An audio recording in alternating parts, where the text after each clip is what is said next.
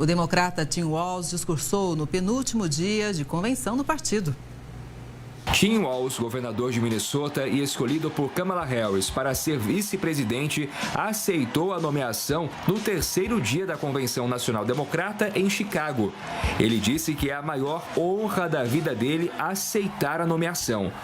Walz, de 60 anos, se tornou uma força carismática na efervescente campanha de Harris, que vai enfrentar o republicano Donald Trump nas eleições presidenciais em 5 de novembro.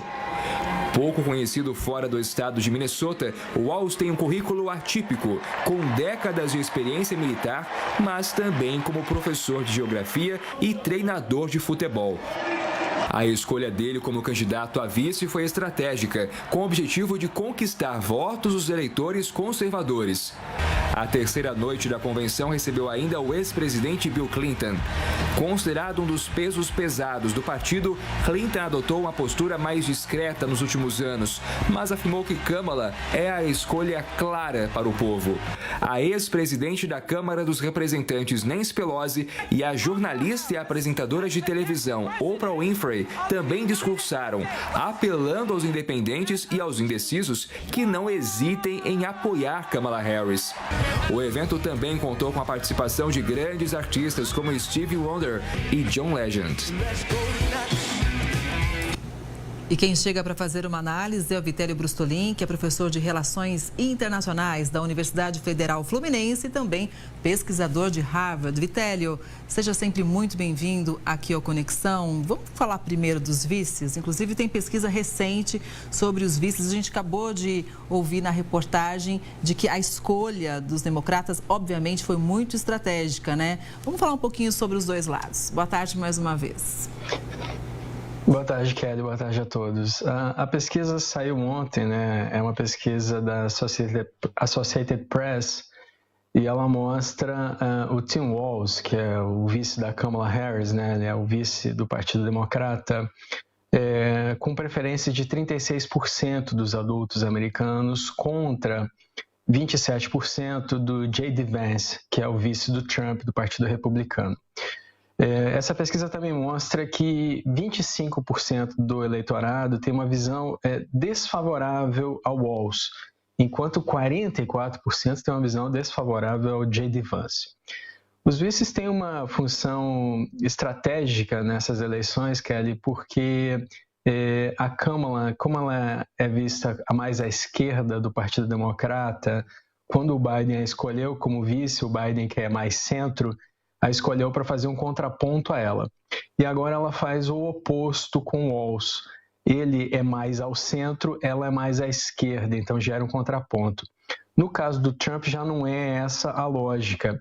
O J.D. Vance é visto como um perfil muito parecido com o do Trump, inclusive ele é visto como um Trump mais jovem, ele só tem 39 anos, o Trump tem 78, mas ele é visto como alguém que pode ser leal no caso de alguma eventualidade, como aconteceu com o antigo vice-presidente, o Mike Pence, que não concordou com o Trump quando o Trump não queria reconhecer a vitória do Biden nas eleições passadas.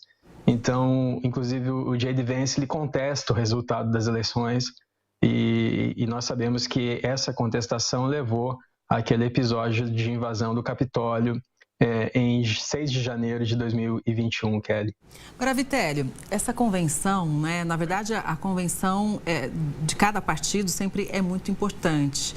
Mas qual que é a sua análise em relação a essa campanha específica, né, onde houve essa troca do Biden pela Kamala? Isso retardou um pouco essa convenção que chama a atenção mundial, não apenas dos americanos, né? E de que forma isso pode ajudar ou não agora os democratas, né? Uma vez que grandes nomes já eram esperados, mas que cada dia, né, nomes do partido, mas também nomes importantes ali que são populares dentro dos Estados Unidos, participam dessa convenção. Você acha que, inclusive, o momento, por estar mais próximo da eleição, isso pode ajudar, de alguma forma, os democratas? Uma pergunta interessante. Bom, a convenção ela já estava agendada há algum tempo, né, há meses.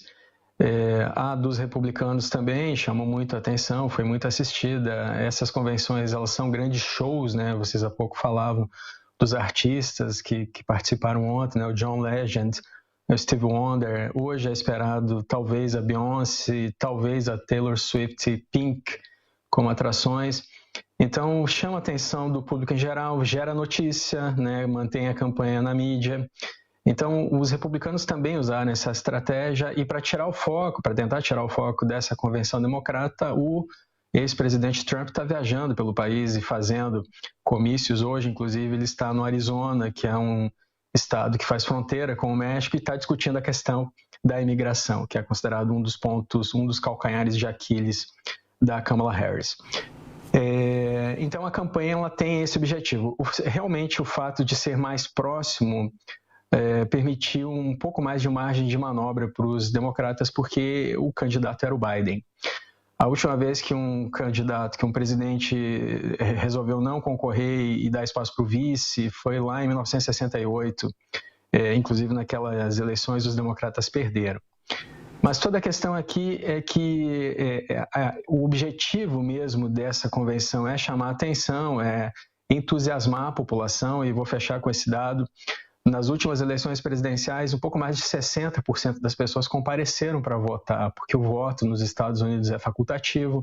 Ele acontece como um dia da semana, não é? No final de semana, as pessoas têm que sair do trabalho para ir votar. Então, muita gente estava desmotivada a votar, inclusive pessoas que acham que estão desiludidas com a política, que acham que a política não vai interferir na vida delas, que não importa mais se elas votam ou não. Então, a tentativa da campanha da Kamala desde o início tem sido energizar, motivar as pessoas. E nós vemos isso nesses comícios, vimos ontem no discurso do Tim Walz, chamando as pessoas para fazerem campanha, para avisarem os parentes, para telefonarem, para usarem uma estratégia. Então, existe um desejo na campanha da Kamala de motivação. E na campanha do Trump existe um desejo de motivação pela mudança, pela insatisfação com a situação econômica dos Estados Unidos, que atravessam a maior inflação dos últimos 40 anos, e com uma taxa de juros muito elevada, aquela de 5,5%, que talvez caia em setembro.